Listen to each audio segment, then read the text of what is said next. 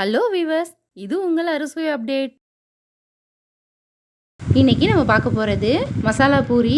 பூரினாலே எல்லாருக்கும் ரொம்ப பிடிக்கும். இது ரொம்ப டேஸ்டியாக இருக்கும்.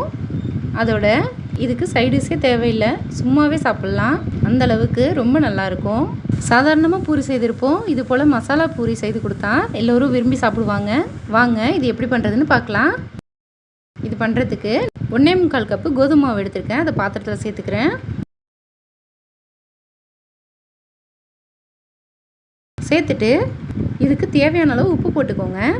இது கூட 1 ஸ்பூன் சீரகத்தை லைட்டாக 1-2 உடச்சி வச்சுருக்கேன், அதை சேர்த்துக்கிறேன். சேர்த்துட்டு சில்லி ஃப்ளேக்ஸ் 1 ஸ்பூன் அளவுக்கு சேர்த்துக்கிறேன். இல்லை இதுக்கு பதிலாக நீங்கள் மிளகாய் தூள் கூட சேர்த்துக்கலாம். இதையும் சேர்த்துட்டு கொஞ்சமாக மஞ்சத்தூள் சேர்த்துக்கோங்க.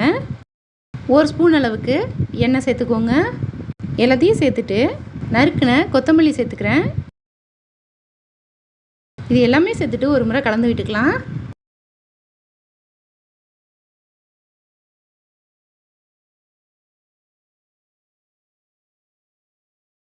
இப்போது கரம் மசாலா 1/2 டீஸ்பூன் சேர்த்துக்கோங்க. இதையும் சேர்த்துட்டு ஒரு முறை நல்லா கலந்து விட்டுக்கலாம். இப்போது கொஞ்சம் கொஞ்சமாக தண்ணி சேர்த்து நல்லா கெட்டியாக பிசைஞ்சிக்கணும். நல்லா பிசைஞ்சிக்கோங்க.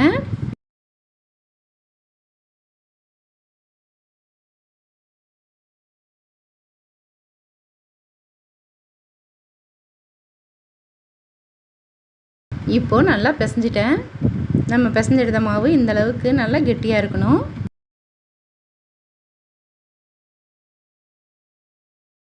இதுக்கு மேலே கொஞ்சமாக எண்ணெய் சேர்த்துட்டு ஒரு 10 நிமிஷம் அப்படியே ஊற விட்டுடலாம்.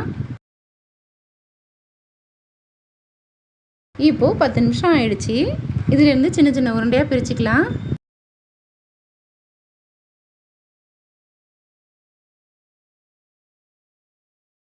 சப்பாத்தி கட்டையில் கொஞ்சமாக மாவு சேர்த்துட்டு இதிலேருந்து ஒரு உருண்டை எடுத்து இது போல் தேய்ச்சி விட்டுக்கலாம்.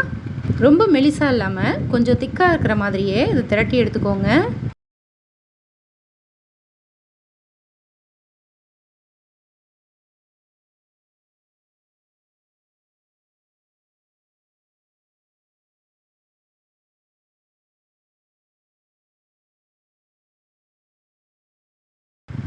இந்த அளவுக்கு இருக்கணும். இது போலவே மீதி இருக்கிற எல்லா மாவுலையும் பூரி செய்துக்கலாம்.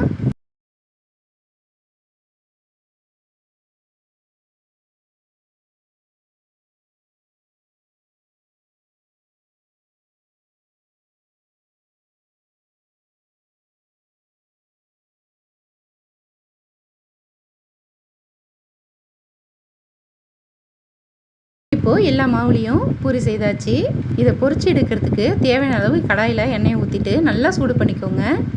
எண்ணெய் நல்லா சூடாக இருக்கிற மாதிரியே பார்த்துக்கோங்க. அப்போ தான் எண்ணெய் குடிக்காமல் பூரியெல்லாம் அழகாக பொரிஞ்சு வரும். இப்போது எண்ணெய் நல்லா சூடாக இருக்குது. இதிலேருந்து ஒன்று எடுத்து எண்ணெயில் சேர்க்குறேன்.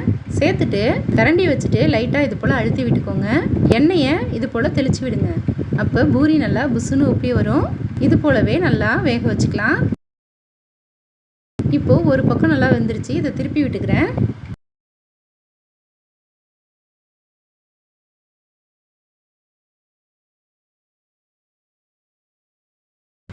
இப்போது 2 பக்கமும் நல்லா வெந்து வந்துருச்சு. இதை எண்ணெயிலேருந்து வடிகட்டிட்டு வெளியில் எடுத்துடலாம். இது போலவே மீதி இருக்கிற எல்லா பூரியும் செய்துக்கலாம்.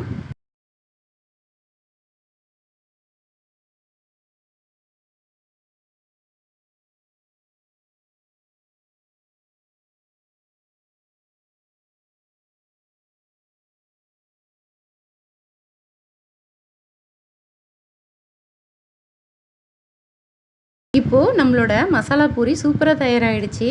இது எவ்வளோ சூப்பராக உப்பி பார்க்குறதுக்கே எவ்வளோ அழகாக இருக்குது பாருங்கள். சாப்பிட்றதுக்கும் ரொம்ப சூப்பராக இருக்குது. இதில் எல்லா மசாலாவும் சேர்த்துருக்கிறதுனால நமக்கு சைடிஷ் கூட தேவையில்லை. அப்படி உங்களுக்கு வேணும்னா சென்னா மசாலா, பட்டாணி மசாலாவோட ரொம்ப சூப்பராக இருக்கும். இந்த பூரி ரெசிப்பியை நீங்களும் ஒரு முறை ட்ரை பண்ணி பாருங்கள். இந்த வீடியோ பிடிச்சிருந்தா லைக் பண்ணுங்கள், ஷேர் பண்ணுங்கள். நம்ம சேனலுக்கு புதுசாக இருந்தால் சப்ஸ்கிரைப் பண்ணுங்கள். தேங்க்யூ.